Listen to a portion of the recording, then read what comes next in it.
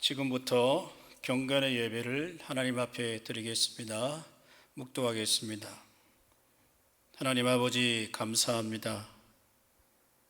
부족한 저희들을 사랑해 주시고 은혜 주셔서 선지동단에 와서 함께 하나님을 예배할 수 있는 귀한 시간 허락해 주시니 감사합니다.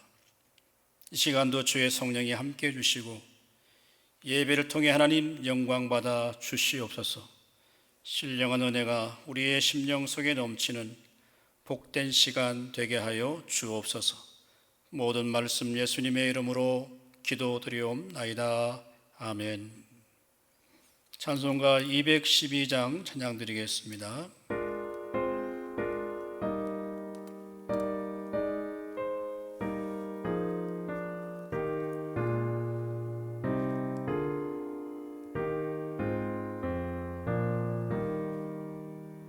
겸손히 주를 섬길 때 괴로운 일이 많으나 주 주여 내게 힘주사 잘 감당하게 하소서. 인자한 말을 가지고 사람을 감화시키며 갈 길을 잃은 무리를 잘 인도하게 하소서. 주의 귀한 인내를 깨달아 알게 하시고 굳건한 믿음 주셔서 늘 승리하게 하소서. 장래의 영광 비추사 소망이 되게 하시며 그 주와 함께 살면서 참 평강 얻게 하소서.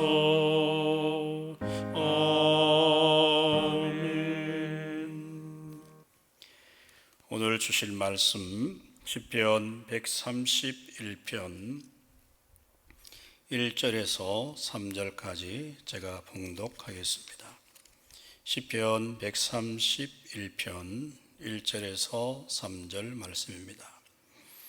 여호와여, 내 마음이 교만하지 아니하고 내 눈이 오만하지 아니하오며 내가 큰 일과 감당하지 못할 놀라운 일을 하려고 힘쓰지 아니하나이다. 실로 내가 내 영혼으로 고요하고 평온하게 하기를 젖된 나이가 그의 어머니 품에 있음 같게 하였나니 내 영혼이 젖된 아이와 같도다. 이스라엘아, 지금부터 영원까지 여호와를 바랄지어다. 아멘. 오늘 설교 제목은 영적인 리더십에 대해서 함께 말씀을 상고하겠습니다. 인류 역사 가운데 여러 정치 지도자가 많았지만 가장 존경받는 정치 지도자가 여러분 누구겠습니까? 아마 여러분의 생각이 다르리라고 생각을 하는데 최고의 정치 지도자는 바로 남아공의 만델라라고 하는 대통령입니다. 그는 25년 동안 자신의 정적들에 의해서 감옥살이를 하게 됩니다. 그렇지만 감옥에서 나와서 자신의 모든 정적들이 자기의 수많은 고난과 어려움을 주었는데 그들을 다 용서하게 됩니다. 그리고 전 국민의 지지를 받아서 남아공의 대통령의 자리에 이르게 됩니다. 자신의 인종 문제를 잘 해결함으로 말미암아서 노벨 평화상을 받게 됩니다. 어쩌면 금세기 최고의 정치 지도자로 우리에게 남아 있습니다. 그러나 그는 대통령 기한을 1년 앞두고 많은 언론들을 초청해서 인터뷰를 하게 되는데 자기가 조기 은퇴를 선언하게 됩니다. 기자들이 묻습니다. 왜 조기 은퇴를 하려고 하십니까? 라고 물었을 때 만델라 대통령은 이렇게 대답을 합니다.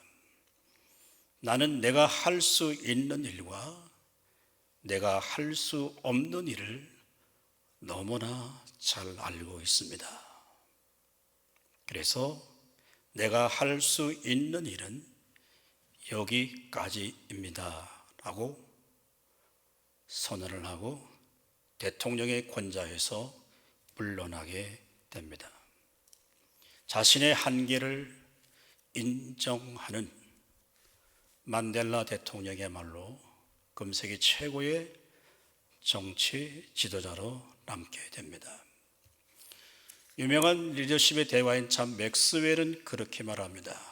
리더십을 몇 가지로 정리하면서 특징은 첫 번째 영향력이다고 말하고 두 번째는 태도다라고 이렇게 우리에게 가르쳐 줍니다.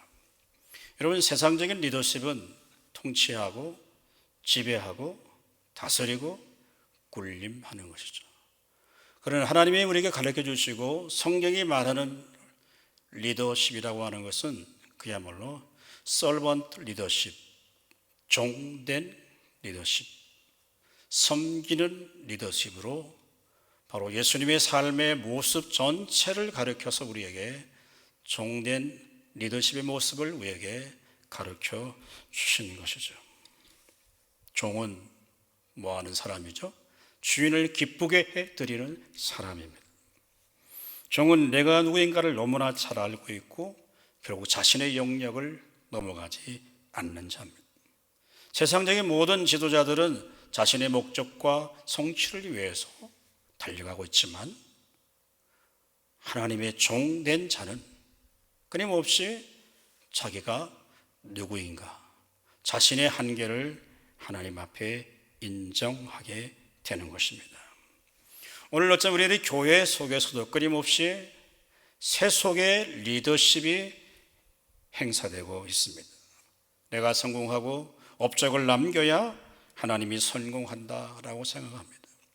내가 실패한다고 해서 하나님이 실패하는 것이 절대 아닙니다. 우리가 실패하더라도 하나님 나라는 이루어지고 하나님의 역사는 우리 가운데 이루어갈 수가 있는 것이죠. 그러므로 우리는 늘 영적인 리더십을 갖고 자신의 정체성을 갖고 살아가는 사람은 항상 하나님 앞에 내가 누구인가, 자신의 한계를 인정하고 겸손히 하나님 앞에 자신을 인정할 때 하나님께서 우리에게 은혜와 복을 허락해 주시는 것입니다. 우리의 어떤 사역보다 더 중요한 것은 사역자의 자기 이해, 그것이 우리에게 꼭 필요하다고 하는 것이죠. 오늘 시편 131편은 다윗의 시로 알려져 있고 아주 짧은 3절로 이루어져 있습니다.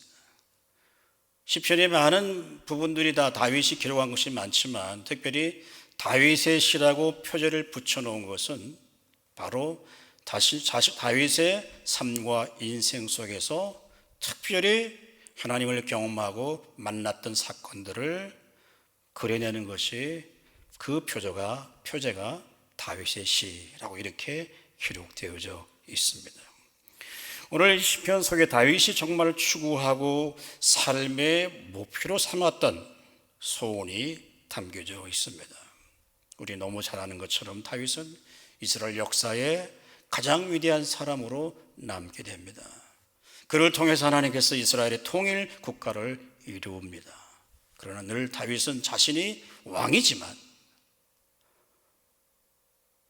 에이전트 킹으로서 자기 위에 영원한 왕이신, 만왕의 왕이신 하나님이 계시다는 사실을 기억하고 자신의 왕적 임무를 수행하게 되었습니다. 그럼 우리가 어떻게 하면 하나님 앞에 영적 리더로 삶을 살아갈 수가 있을까요? 두 가지만 이야기하려고 하면, 말씀을 나누려고 하면, 첫째는 영적인 리더는 욕망의 노예가 아닙니다. 오늘 1절에 보면 여호와여 내 마음이 교만하지 아니하고 내 눈이 높지 아니하며 내가 큰 일과 미치지 못할 기이한 일을 힘쓰지 아니하나이다 라고 이렇게 기록되어 있습니다. 다윗은 마음이 교만하지 아니하고 하나님 앞에 겸손했다고 설명할 수 있는데요, 이건 겸손할 수 있다는 것은 겸손하자고 되는 것이 아닙니다. 성령 하나님께서 나를 붙드시고 주의 은혜로 우리에게 베풀어 주실 때 내 삶이 하나님 앞에서 겸손하게 되는 것이죠. 여러분, 겸손은 무엇입니까? 형님 먼저, 아우 먼저, 윤리적 도덕적인 차원에서 양보하는 것을 겸손이라고 하지 않습니다.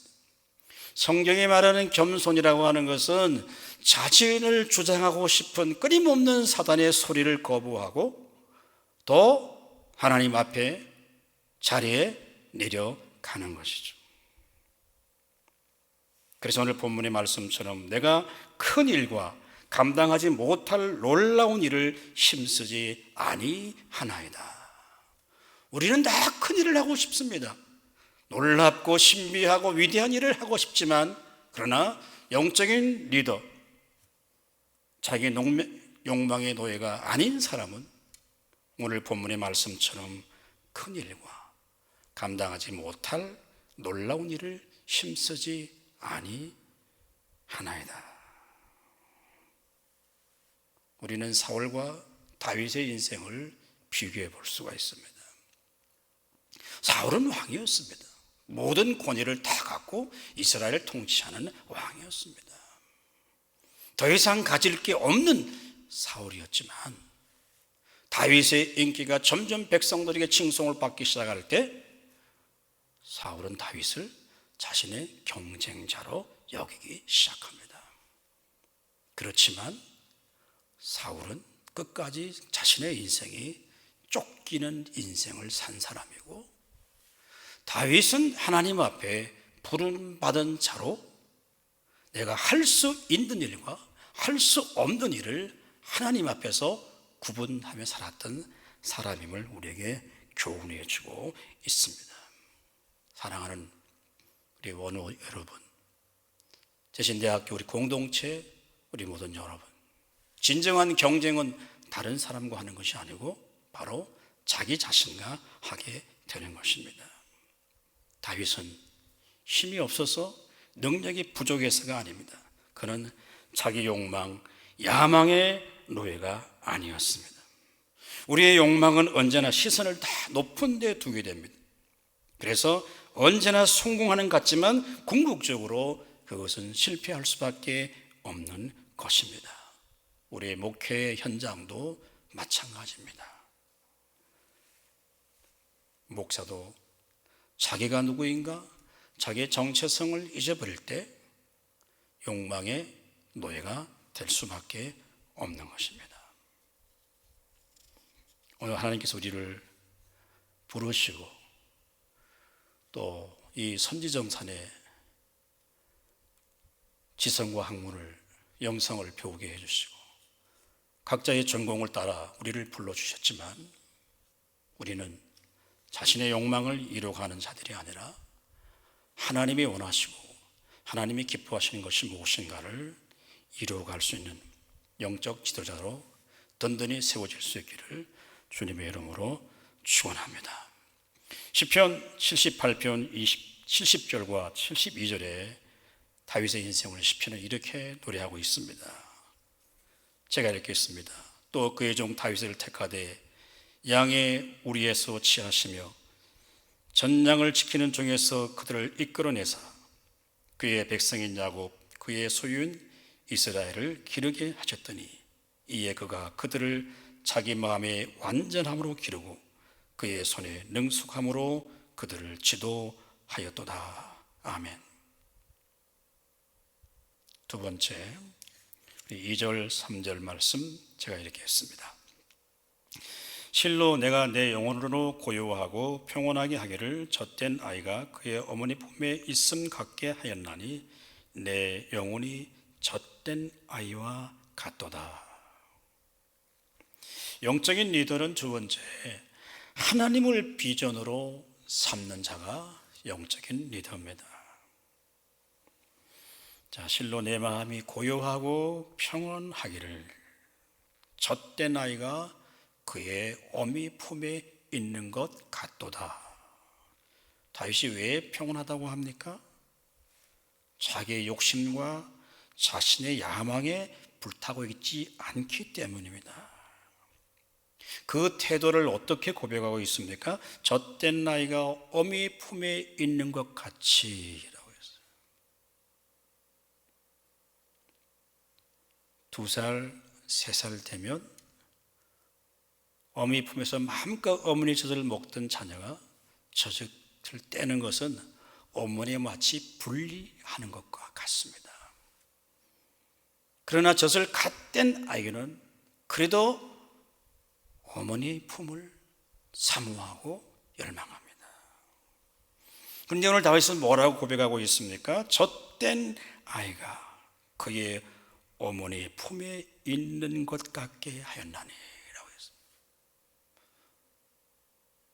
절 먹고 싶은 그런 열망이 있는데 젖을 뗀 아이가 어머니 품에 있는 것 같이. 무슨 말입니까? 어머니의 품에서 안전과 만족과 기쁨을 누리는 것을 표현하고 있습니다. 다시 말하면 다윗은 하나님 그 분으로 인하여서 만족하고 기뻐하고 있다고 하는 고백이에요. 사랑하는 우리 모든 대신대 공동체 여러분, 우리가 어떻게 하나님의 품 안에서 주의 은혜 안에서 진정한 기쁨과 감사와 감격을 누릴 수가 있겠습니까? 하나님을 우리의 유일한 소망이요, 그분이 우리의 인생의 주인이시며 그의 손에 권세와 능력이 있다는 사실을 믿고 우리 마음속에 하나님을 나의 비전으로 삼을 때 가능하죠. 시편 23편에 다윗은 유명한 그렇게 고백하지 않습니까? 여호와는 나의 목자시니 내가 부족함이 없으리로다. 다윗의 인생을 보십시오. 늘 그는 하나님 앞을 가까이 했습니다. 위기를 만날 때마다 하나님께 여쭙고 하나님께 물었습니다. 도망을 다니면서도 아둘람 굴 속에서도 수많은 고난과 시련과 현장 가운데서도 늘 자신의 계획과 하나님을 자신의 마음에 여호와께서 나의 힘이 되시고 능력이 되시고 생명이 되시고 늘 하나님이 그 삶의 중심에 하나님이 자신의 삶의 영적인 비전으로 삼고 있었다라고 하는 것이죠. 그리고 오늘 3절 보십시오. 이스라엘아 지금부터 영원까지 여호와를 바랄지어다. 여호와를 바랄지어다. 지금 현실 여기서부터 영원까지 여호와를 바랄지어다. 그렇게 고백하고 있습니다. 세상에 많은 사람들은 자신의 계획과 목적을 이루기 위해서 수단과 방법을 가리지 않습니다. 대부분의 많은 사람들은 자신의 욕망을 이루어가면서 이것을 때로는 하나님의 비전이라고 착각하기도 합니다. 우리가 갖고 있는 비전이 아니라 하나님의 비전, 내 꿈과 내 비전이 아니라 하나님의 꿈과 하나님의 비전을 우리 마음에 품고 있을 때 주께서 하나님을 사랑하는 자, 그 뜻대로 부르심을 입은 자들에게 모든 것이 합력하여 선을 이루게 하시는 것이죠. 이제 신학을 하고 각자의 전공을 통해서 되신데 공동체에 함께 된 우리 사랑하는 공동체 여러분들, 우리를 통해서 이루실 하나님의 비전과 영적인 통찰력과 지혜를 가지고 하나님만이 우리의 힘이요, 우리의 소망이요, 우리의 비전이요 라고 고백할 수 있는 우리 모든 원어들이 될 수 있기를 주님의 이름으로 축원합니다. 하나님의 비전은 추상적인 것이나 초월적인 삶이 절대 아닙니다. 치열한 삶의 현장 속에서, 고난 속에서, 어려움 속에서, 절망과 탄식 가운데서도 하나님을 붙들고 주의 말씀을 붙들고 헌신하고 충성할 때 우리에게 주어지게 되는 것입니다.